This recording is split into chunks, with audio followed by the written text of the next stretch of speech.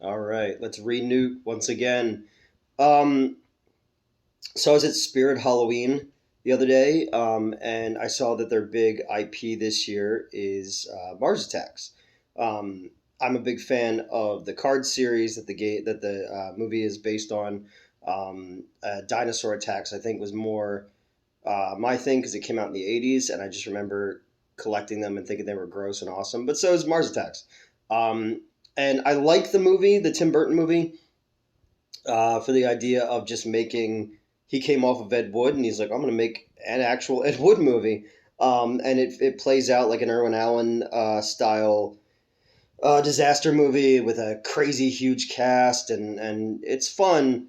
I think it was like a draft away from being exactly what it could have been, but I digress. So you got Spirit Halloween. You got Michael Keaton came back and played Batman in the Flash, and you have Michael Keaton and Tim Burton getting together on a Beetlejuice 2.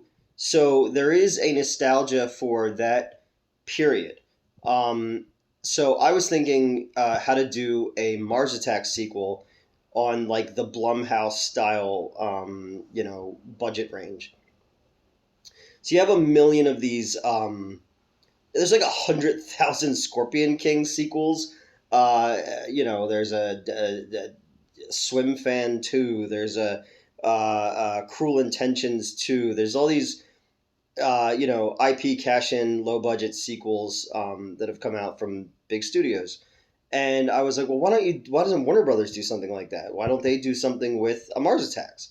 So this is my low budget idea for Mars 2, Earth 0, taken from the Joe Dante script of Jaws 3, People Zero, obviously, which never got made.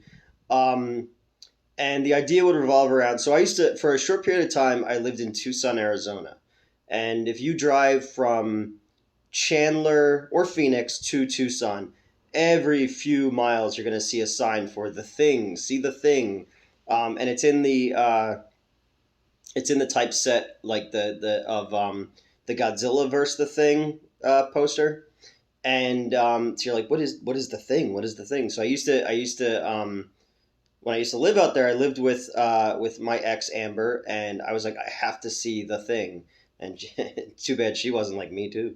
But yeah, so we went and we saw the thing, and it's literally at a gas station, and you pay your 75 cents or a dollar or whatever, and you walk through the door and you follow the trail, and there's all this like weird stuff out there, like pottery that was found in the desert, and they say they have Hitler's car and stuff like that, and you get to the end, and there's a casket basically, and inside of it is a mummy. Now, grant it's a gaff. It's a fake.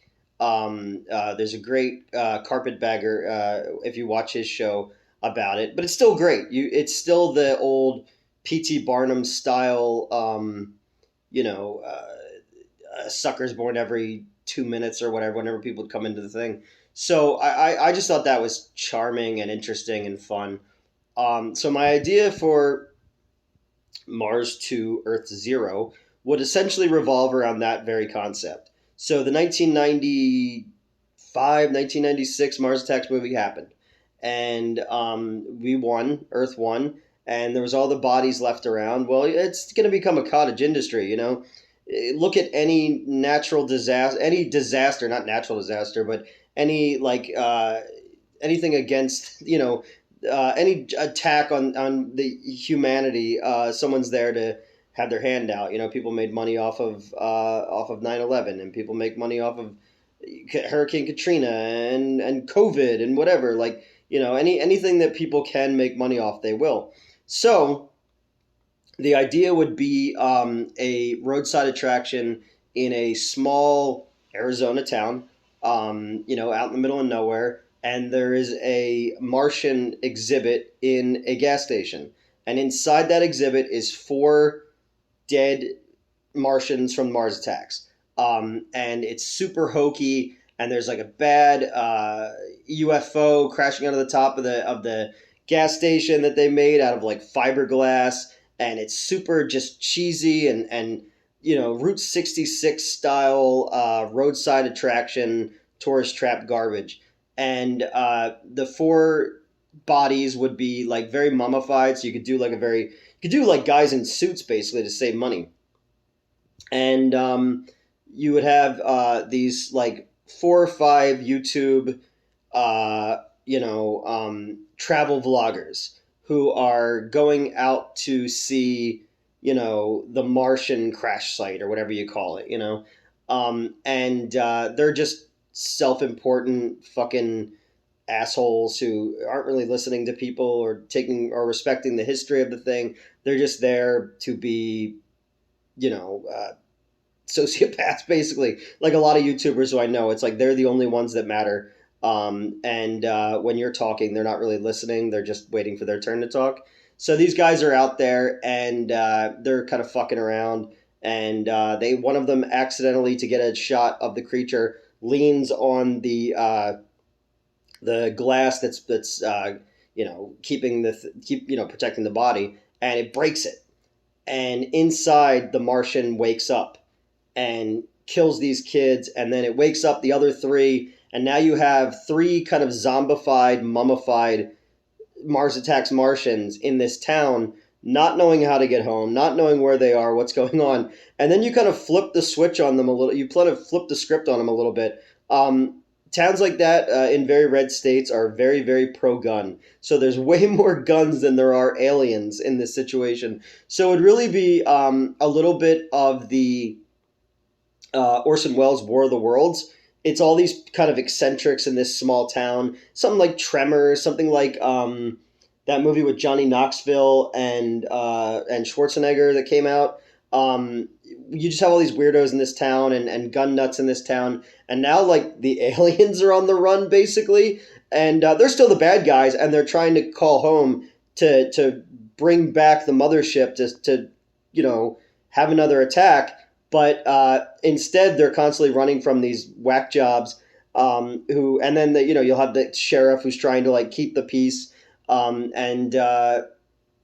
it'd be more like War of the Worlds, where eventually people are turning on each other because they don't trust each other. But it would be like this really dark comedy about humans, basically. It would kind of be like a comedic version of that Twilight Zone episode, The Monsters Are Due on Maple Street or something.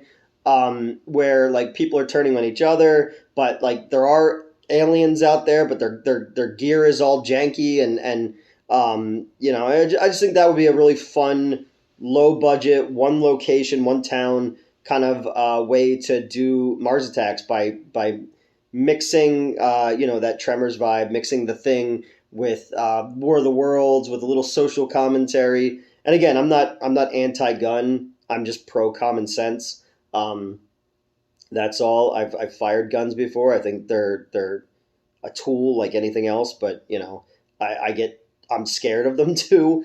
But I've been thinking about this idea for a while because I just think that there's money to be made with Mars Attacks, and to do like a fun, low budget, isolated version of that would be kind of cool, and opens the door to other stories like this, and would be a direct continuation. Hell, Natalie Portman could be the president in this one. I mean, you couldn't afford her, but still, she'd be the president, just a name only.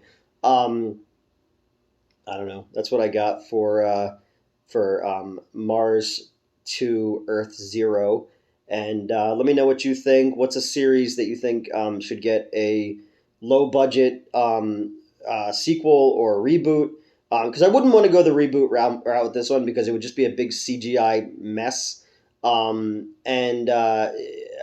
feel like it would eventually turn out like those like epic movie and superhero movie and date movie and all that shit that came out in the early 2000s.